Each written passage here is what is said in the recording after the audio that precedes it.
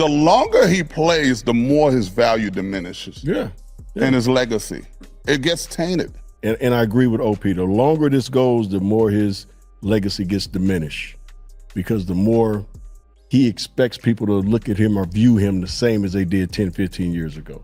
And he's not that player anymore. Did the Los Angeles Lakers quietly end the LeBron James era right under our noses? And did the arrival of Luka Dončić change everything forever? Let's talk about the shocking truth.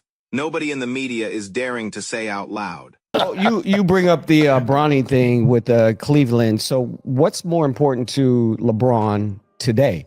Is it winning another championship, playing with his son, or finishing off his legacy? None of that. The championship already out the window. He's not going to catch anybody, whoever it was. He's not going to catch Kobe. He's not going to catch Jordan. He damn sure ain't catching Bill Russell. Okay? This is about controlling narrative. That's all it is. It's come down to. When the Lakers pulled off the blockbuster move to acquire Luka Dončić, they weren't just adding another superstar to the roster. They secured one of the youngest, most dominant franchise cornerstones in the entire NBA. Let's be honest, Luka isn't a player you build around for a quick one-year playoff push. He is the future. He's the guy you plan your franchise around for the next decade. The moment he walked through that door, the entire strategy in Los Angeles shifted overnight. Instead of asking how to squeeze 1 or 2 more productive years out of a 41-year-old veteran, every single conversation in the front office suddenly became about maximizing Luka's prime. Every trade, every draft pick, and every roster decision now revolves around the young star. And that, right there, changed everything. Because I damn near want to agree with you, but I don't. So you think he can still get one? No, I didn't say that either. Okay. You said it was 3. There was 3 scenarios. Yeah, 3 scenarios I gave you. And the winning the championship, playing with his son. I think that's out the window. Finish his career and legacy. He played with his son. He played with his son already. So it might be the latter.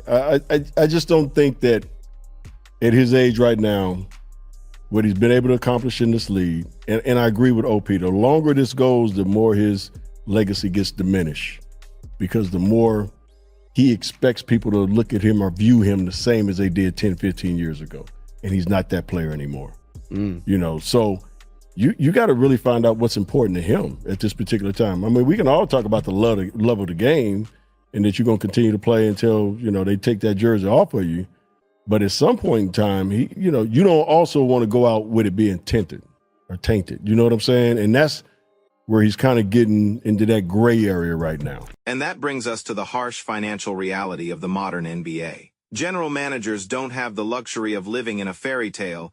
They have to deal with the strict rules of the salary cap. One massive veteran contract can completely tie a front office's hands, forcing them to sacrifice younger talent. Look at history. The Celtics, Spurs, and Mavericks all had to move on from their legends eventually. Every dynasty reaches a point where they must choose tomorrow over yesterday. As Byron Scott pointed out, running a team with LeBron isn't just about basketball, it's the entire package. It's the daily media storm, constant trade speculation, and intense pressure. Some teams love the spotlight, but others want long-term stability. The Lakers didn't disrespect a legend. They simply recognized that their next chapter had already arrived. He will not win another championship. Period. But hypothetically, like you said, unless he pulls a Patrick Ewing, you know, get a ring as an ambassador for a team. Congratulations, Pat, by the way. Oh yeah, because he got the coaching job with the Wizards. He just got the job. But he's not winning another ring. I'm agree with OP on that. I just don't see a scenario right now where he can go to a team that has a chance to win a championship. And that brings us to one of the most talked about and fascinating elements of this entire modern sports era, the historic father-son partnership between LeBron and Bronny James.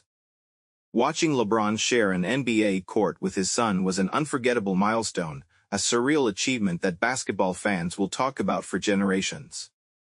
It was celebrated worldwide as a monumental moment of legacy.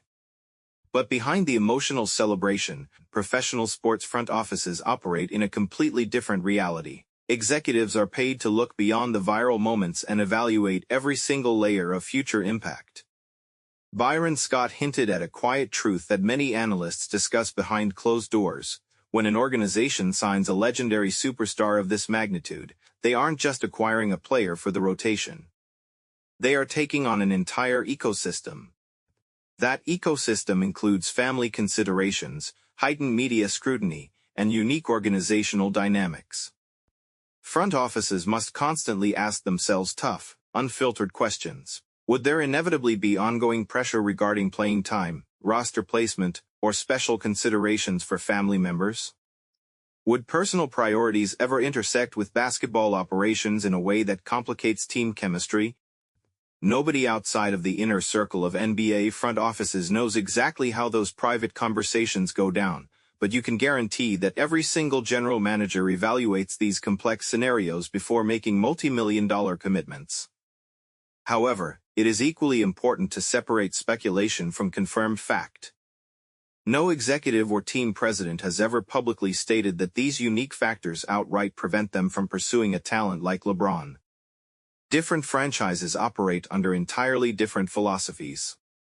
Some organizations would gladly accept every single headline, media circus, and television debate if it meant an extra tick in ticket sales or a spike in national exposure. For those teams, the sheer commercial star power, selling out arenas, breaking merchandise records, boosting television ratings, and attracting global sponsors, outweighs the operational turbulence.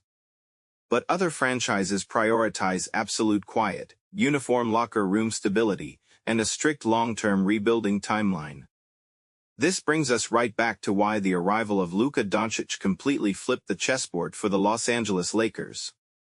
Luka represents the absolute peak of modern basketball prime years. He isn't just a piece of the puzzle, he is the foundation of the next decade. When a franchise secures a generational talent like Luka, every single organizational choice, financial maneuver, trade deadline decision, and draft night gamble must revolve around maximizing his window to win multiple championships. That natural strategic shift inherently moves the spotlight away from trying to squeeze out the final chapters of a legendary veteran's career.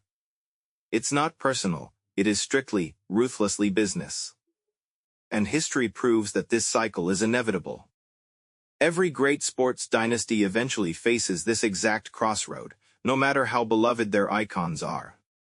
The Boston Celtics eventually had to turn the page on their legendary rosters. The San Antonio Spurs gracefully transitioned away from the Tim Duncan era to build anew. The Dallas Mavericks spent years preparing for life after Dirk Nowitzki, and one day, even the Golden State Warriors will have to make heart-wrenching decisions regarding the twilight of Stephen Curry's career. Dynasties do not last forever, and every single front office eventually has to choose between honoring yesterday or gambling on tomorrow.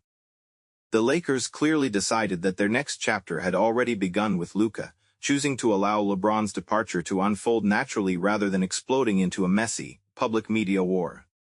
It was a masterclass in executive management and public relations. It doesn't erase a single line of LeBron's legendary resume, his championship banner, his record-breaking scoring nights, and his historic performances in a Lakers uniform remain permanently etched in basketball history. Legacy is entirely permanent. But roster construction, salary cap planning, and championship aspirations are built entirely on the future. Fans will always judge a team by the emotional lens of the present moment, but executives must always place their bets on tomorrow. Only time will reveal whether this bold gamble pays off with championship banners or if critics will look back wondering what could have been. As the curtains close on this legendary chapter, one final question remains for you. Did the Lakers make the absolute smartest move for a new dynasty, or did they push out the greatest icon of our generation too soon? Drop your honest thoughts in the comments below, hit that subscribe button, and ring the bell if you want to stay ahead of the game with more deep dives into the hidden side of the NBA.